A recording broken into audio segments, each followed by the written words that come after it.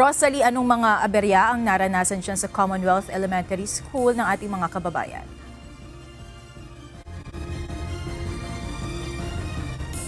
Alas 7 ng gabi, patuloy pa rin ang pagdating ng mga kababayan natin kumahabol para makaboto dito sa Commonwealth Elementary School sa Quezon City. More than 39,000 ang registered voters dito sa kabuang 43 class certificates. Gaya ng mga nakalipas na halalan, problema pa rin ang paghanap ng presinto ng mga botante. Pero bukod dyan, daing-di na mga ito ang kakulangan sa voters assistance, lalo na't hindi madaling maunawaan ang map locator ng voting precinct dito sa Commonwealth Elementary School.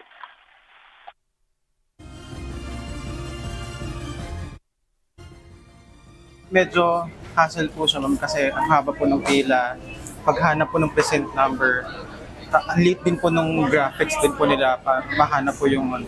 Tapos pansin ko rin po parang wala masyadong mga staff din po na nakapaikot din po sa hall. Paghahanap pa lang ng presinto, malaking hamon na lalo na para sa mga kababayan nating senior citizen, PWD at buntis. Kaya kung wala silang kasamang mag-a-assist, mas lalo silang mahihirapan. Ang ilang senior citizens, pinili na lang bumoto sa priority polling place at pumirma sa waiver para bigyang authority ang support staff na ipasok ang kanilang mga balota sa automated counting machine sa mismong mga presinto nila. Sana po sa next na halalan, sana po magkaroon po ng sariling machine kung saan ka po bumuboto. Para kami mismo ang magpapasok sa computer machine po. Samantala, nakaranas rin ng technical problem ang isang automated counting machine dito sa Commonwealth Elementary School. Nagdulot ito ng mahabang pila pero kalaunan ay naisaayos din.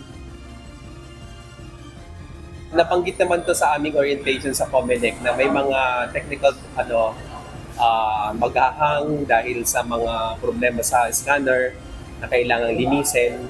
Yung mga 2, 3 na naghahang ng slide, pinupunasan lang yung scanner, then bumabalik ulit.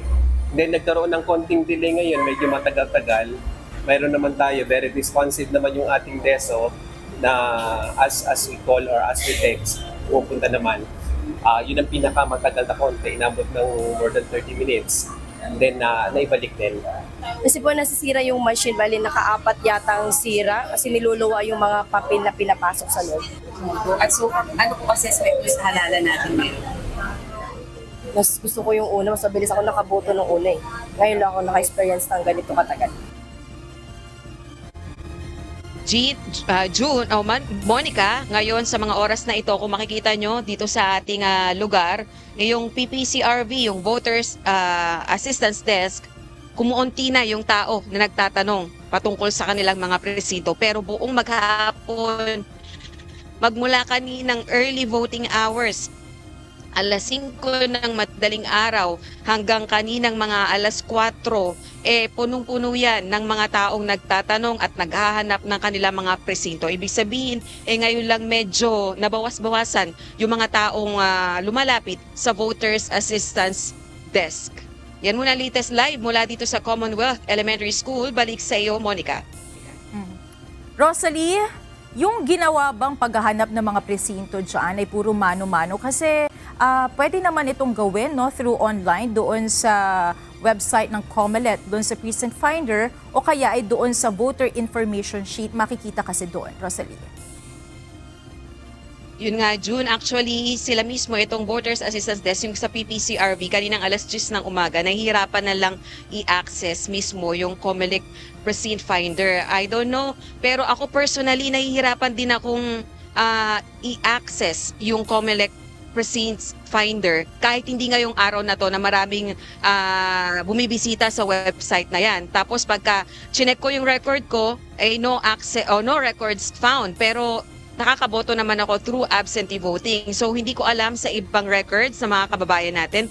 Yung iba sa kanila, bagamat alam nila yung presinto nila, ang mahirap halang hanapin talaga kung saan ba nakahimpil o nakalocate yung kanilang mga presinto. Kasi dito sa Commonwealth Elementary School, merong 6 na gusali. Monica. At imagine na lang, 39,000 registered voters dito, 6 na gusali. Yung mga gusali, meron ditong hanggang 4th floor at meron namang hanggang 3rd floor lang. Kaya yun talaga ang mahirap hanapin. Kung alam mo ang presinto mo pero hindi mo alam kung saan yung gusali, kung saan nandun yung presinto mo, ay talagang mahihirapan ka nga. Yung iba nga natin mga kababayan, nakailang ikot na dito dahil 6 nga yung gusali dito. At nagkaroon pa ng problema dito sa graphics ng map locator dahil kung mapapansin nyo, maliliit yung font. And at the same time, nagkamali din ng label. Kaya isa pa yon sa mga nakakonfuse sa ating mga kababayan na naghahanap ng kanilang presinto dito sa Commonwealth Elementary School. Monica? Monica? Oo, Rosalie, at nabanggit mo na rin, no, ang laki talaga ng voting precinct na yan. 39,000 voters ang inaasahan. Sa ngayon ba, Rosalie, marami pang taong humahabol? At paano ba yung magiging cut-off dyan? As long as nandoon ka ba sa area, ay i-entertain ka na dahil nabanggit mo na rin, ang hirap hanapin nung designated buildings o kailangan ay nakapag-register ka na, no, bago ka maisama before the cut-off? Tama ka dyan, Monica. Dapat 7 p.m. nandito ka pa sa area. Beyond that, hindi ka na makakaboto or isasara na ang gate punto alas 7 ng gabi dito sa Commonwealth Elementary School. So pag nasa loob ka na ng vicinity ng voting precincts, ibig sabihin pwede ka pang makaboto until matapos yung botohan. Pero beyond 7 p.m. wala ka pa dito, ay hindi ka na makakaboto. Alright, maraming salamat, Rosalie Coz, live mula sa Quezon City.